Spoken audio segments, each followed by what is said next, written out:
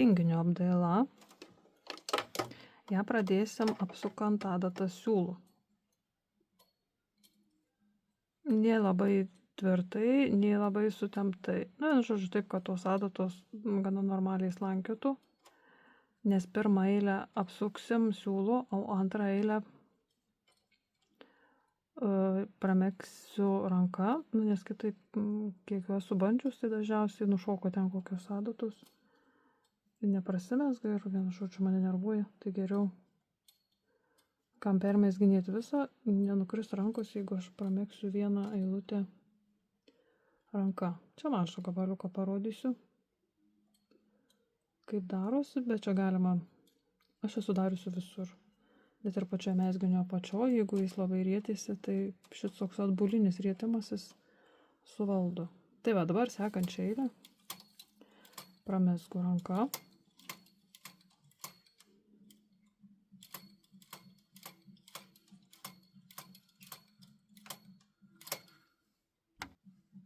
Dabar visas adatas įsistumsiu į nedarbinę padėtį, kad man tikrai garantuotai viskas prasimegstų.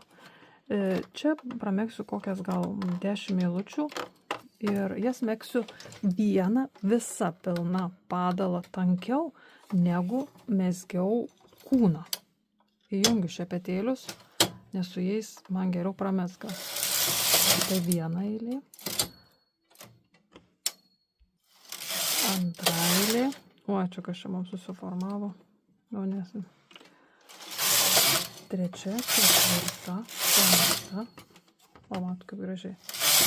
Šešta, septinta, aštunta, devinta, 10. Tai va, dabar mes turim tokį va pasirietimuką. Jis natūraliai riečiasi į vidų, į vidaus pusę. Na ir mums tai aišku pasitarnaus tik į naudą. Imam irgi, tarkim, parodysiu ant pažasties, ant rankovių apdailos. Susirandam vėl taip pat irgi, dabar šitas 6 dedam tą pačią kryptim adatą į adatą.